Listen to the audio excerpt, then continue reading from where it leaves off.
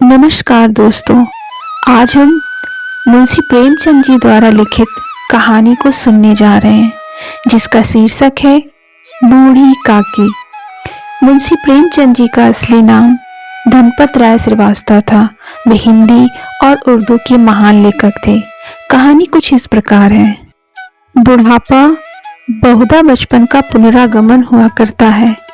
बूढ़ी काकी में जीवा स्वाद के सिवा और कोई चेष्टा शेष न थी और न अपने कष्टों की ओर आकर्षित करने का रोने के अतिरिक्त कोई दूसरा सहारा ही।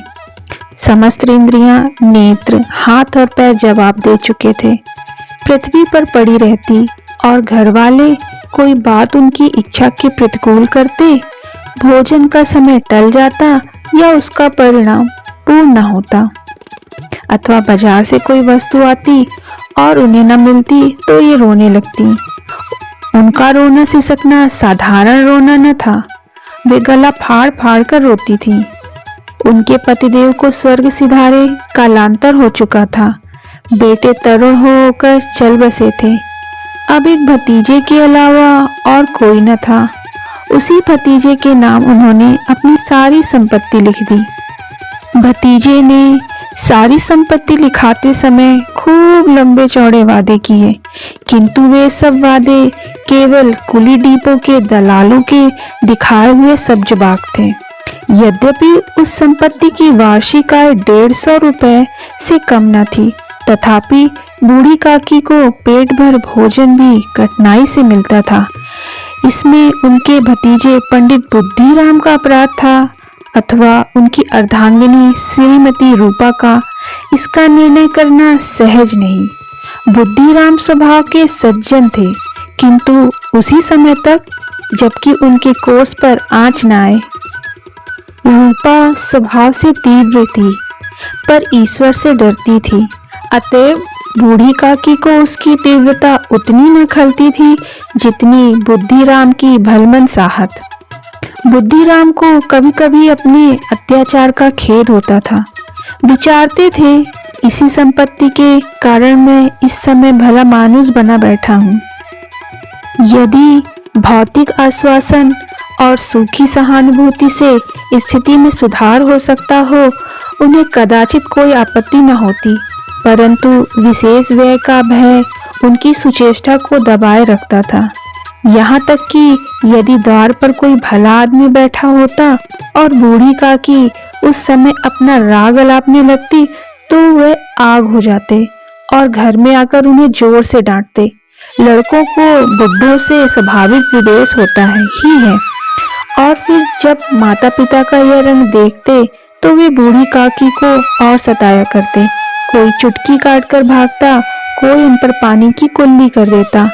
काकी चीख मारकर रोती, परंतु यह बात प्रसिद्ध थी कि वे केवल खाने के लिए रोती हैं। अतएव उनके संताप और अंतर्नाद पर कोई ध्यान नहीं देता था। हाँ, काकी क्रोधातुर होकर बच्चों को गालियां देने लगती तो रूपा घटनास्थल पर आ पहुंचती। इस भय से काकी अपनी जीवा कृपाण का कदाचित ही प्रयोग करती थी। यद्यपि उपद्रव शांति का यह उपाय रोने से कहीं अधिक उपयुक्त था।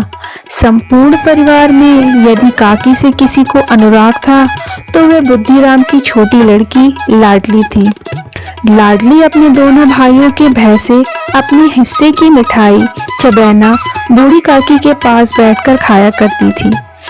यही उसका रक्षागार था, और यद्यपि काकी की शरण उनकी लोलुपता के कारण बहुत महंगी पड़ती थी, तथापि भाइयों के अन्याय से सुरक्षा कहीं सुलभ भी तो बस यही।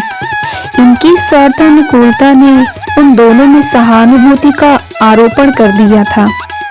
रात का समय था। बुद्धिराम के द्वार पर शहनाई बज रही थी और गांव के बच्चों का झुंड विस्मयपूर्ण नेत्रों से गाने का रसास्वादन कर रहा था। चारपाइयों पर मेहमान विश्राम करते हुए नाइयों से मुक्कियां लगवा रहे थे।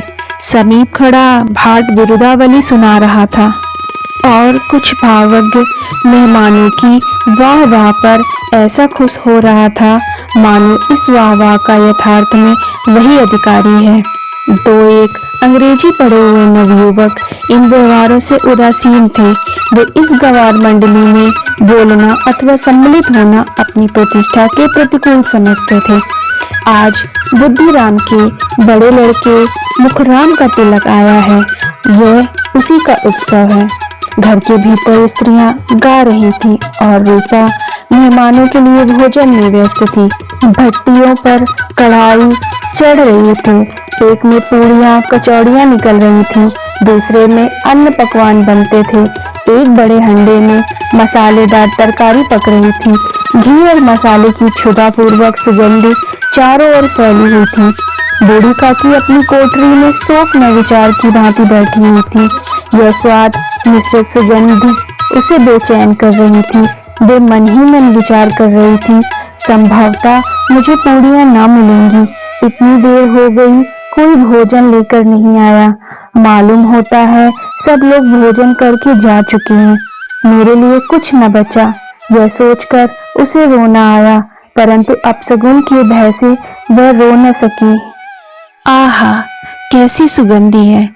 अब मुझे कौन पूछता है? जब रोटियों के ही लाले पड़े हैं तब ऐसे भाग्य कहाँ कि भर पेट पूड़ियाँ मिले। यह विचार कर उन्हें रोना आया। कलेजे में हुक सी उठने लगी, परंतु रूपा के भय से उन्होंने फिर मौन धारण कर लिया। बूढ़ी काकी देर तक इन्हीं दुखदायक विचारों में डूबी रही। घी और मसालों की सुगंधी रह रहकर मन को आपे से बाहर किए जा रही थी। मुंह में पानी भर भर आता था। पूड़ियों का स्वाद स्मरण करके हृदय में गुदगुदी होने लगती थी। किसे पुकारूं, आज लाडली बेटी भी नहीं आई। दोनों छोकरे सदा दिख दिया करते हैं, आज उनका भी कहीं पता नहीं। कुछ मालूम तो होता कि क्या बन रहा है। बूढ़ी काकी की कल्पना में पूड़ियों की तस्वीर नाचने लगी। खूब लाल लाल फूली फूली नरम नरम होंगी। रूपा ने भली भांति भोजन किया होगा। कचौड़ियों में अजवाइन और इलायची की महक आ रही होगी। एक पूड़ी मिलती तो जरा हाथ में लेकर देखती। क्यों न चलकर कढ़ाई के सामने ही बैठूं। पूड़ियाँ छन छन कर तैयार होंगी। कढ़ाई से गरम गरम निकाल कर थाल में रखी जाती होंगी। फूल हम घर में भी सूंघ सकते हैं, परंतु वाटिका में कुछ और बात होगी। इस प्रकार निर्णय करके बूढ़ी काकी उकड़ू बैठकर हाथों के बल सरकती हुई बड़ी कठिनाई से चौखट से उतरी और धीरे धीरे रेंगती हुई कढ़ाई के पास जा बैठी। यहाँ आने पर उन्हें उतना ही धैर्य हुआ जितना भूखे कुत्ते को खाने वाले के सम्मुख बैठने में होता है। रूपा उस समय कार्यभार से उद्विग्न हो रही थी। कभी इस कोठे में जाती, कभी उस कोठे में, कभी कड़ाह के पास जाती, कभी भंडार में जाती। किसी ने बाहर से आकर कहा, महाराज ठंडई मांग रहे हैं। ठंडई देने लगी। इतने में फिर किसी ने आकर कहा, भाट आया है, उसे कुछ दे दो। भाट के लिए सीधा निकाल रही थी।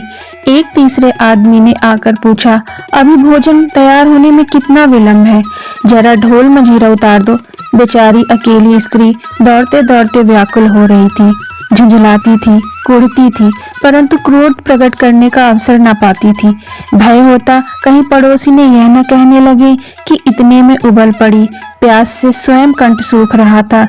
गर्मी के मारे फूकी जा रही थी, परंतु इतना अवकाश न था कि जरा पानी पी ले अथवा पंखा लेकर झल लेती। यह भी खटका था कि जरा आंख हटी और चीजों की लूट मची। इस अवस्था में उसने बूढ़ी काकी को कढ़ाई के पास बैठे देखा तो वह जल गई। क्रोध न रुक सका। उसका भी ध्यान न रहा कि पड़ोसी ने बैठी सुन रही हैं। मन में क्या कहेंगी? पुरुषों में लोग सुनेंगे तो क्या कहेंगे? जिस प्रकार मेढक केचुए पर झपटता है, उसी प्रकार वह बूढ़ी काकी पर झपटी और उन्हें दोनों हाथों से झटक कर बोली, ऐसे पेट में आग लगे। पेट है या भाड़? कोठरी में बैठते हुए क्या दम घुटता था? अभी मेहमानों ने नहीं खाया, भगवान का भोग नहीं लगा, तब तक धैर्य ना हो सका, आकर छाती पर सवार हो गई। जल जाए ऐसी जीभ, दिन भर खाती ना होती तो न जाने किसकी हांडी में मुंह डाल